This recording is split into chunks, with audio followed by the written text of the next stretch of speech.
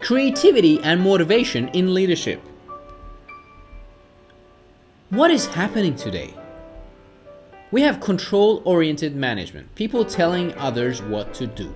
We have lack of autonomy, freedom to choose how, when, and where to work, not recognizing talent, and so not utilizing it. Routine work which bores people to death. No real direction when it comes to vision and purpose beyond financial gain. Hence, a lack of inspiration in management. What else is happening today? We have outsourcing. Much of routine work is being outsourced from Asia for cheaper. Automation, we have machines and computers doing what people used to do 10, 20 years ago. We have abundance, so many products, most doing the same thing. Which one do we choose? And the result? Since most routine jobs are increasingly being outsourced or automated, what kinds of jobs remain in the developed countries in the near future? Creative jobs, such as design, innovation, architecture. Management and leadership, to manage routine jobs and lead change. What we need more of. Understanding the psychology of motivation. Understanding that which fosters creativity and innovation. Understanding that which makes people tick and perform at their optimal. Vision and purpose at a personal and also organizational level. And an overall positive attitude towards work. Routine work does not generate innovation. If we just simply do the things we've always been doing, we're going to get the same things. Nothing new.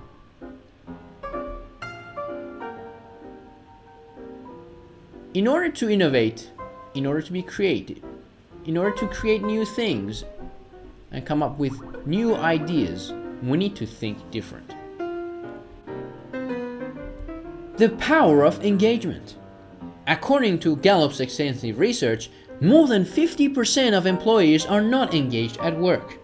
The cost of disengagement is roughly $300 billion per year in lost productivity. We need to move people from disengagement into engagement into flow. Can management support engagement? Autonomy and management. Autonomy is opposite of control.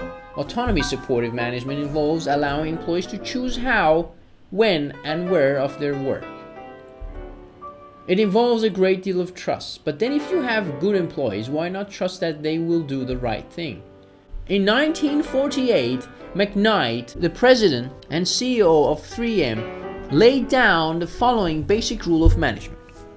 Those men and women to whom we delegate authority and responsibility, if they are good people, are going to want to do their jobs in their own way.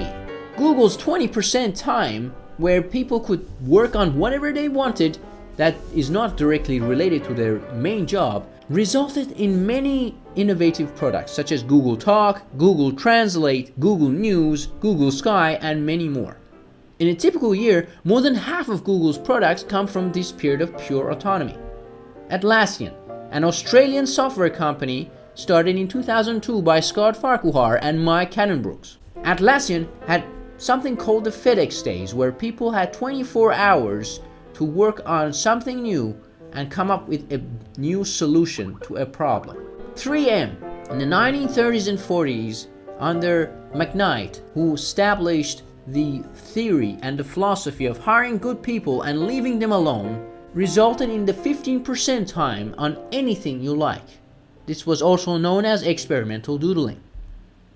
Of course, this resulted in what we know now today as the Post-it notes. Creative organizations are highly motivated, create and produce amazing and useful things, and utilize all the skills of their employees effectively. Uncreative organizations, however, on the right, put everyone in a box and expect similar outputs, create meaningless reports, have endless tedious meetings, and very low productivity and work satisfaction. Finding purpose. The MBA oath. As a manager, my purpose is to serve the greater good by bringing people and resources together to create value that no single individual can create alone. I will strive to create sustainable economic, social, and environmental prosperity worldwide. This was the MBA oath as stated by a group of students when they were completing their MBA at Harvard Business School in spring 2009.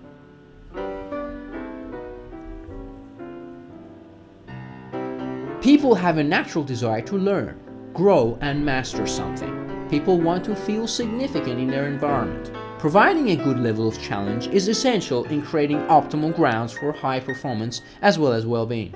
A positive mindset and a positive attitude is incredibly important in maintaining motivation. Thomas Edison is a great example of this. When interviewed before he came up with the right solution for the light bulb, these were his responses. Results? I have gotten a lot of results. I know several thousand things that don't work. We have only found 586 ways that won't work and won't have to be tried again. Soon we will find one that does. If I find 10,000 ways something won't work, I haven't failed. I am not discouraged because every wrong attempt discarded is another step forward. The Pygmalion Effect works in a different way. In 1963, Rosenthal and Jacobson did an experiment with rats. They gave two groups of rats to scientists. They told the scientists one group of rats are smart rats. They have exceptional capabilities, while the other group of rats are dumb rats. But the scientists are in charge of making both groups of rats run a maze in 5 days' time. So the scientists went ahead with the work. They taught both groups of rats how to run the maze. However, at the end of the 5 days, they had different results. Obviously, the smart rats were able to run the maze, whereas the dumb rats had trouble doing so. The experimenters then told the scientists that, in fact, both groups of mice were the same. There were no dumb rats or smart rats. They were the same rats. So why did the scientists obtain different results? It was because they expected the smart rats, the smart group, even though they were not smarter, to perform better. They expected, they believed that they would perform better. Whereas the dumb rats, they didn't expect to do better. They believed that they were dumb, and so they did not perform as well. A similar experiment was done on humans, on students, where teachers were told that a randomly selected number of students were smart. And then at the end of the year, their IQ scores were recorded. They did IQ tests to see if it had any effect. The students that were selected as smart performed significantly better in their IQ tests than compared to those who were not selected as smart. The experimenters then told the teachers that these students were randomly selected and they did not even know what the background of the student was. The experiments confirmed that the teachers' expectations and belief in their students' capabilities and competency affected their IQ levels and hence their intelligence and performance. This is the power of the Pygmalion Effect, which is very important in any project management and leadership environment.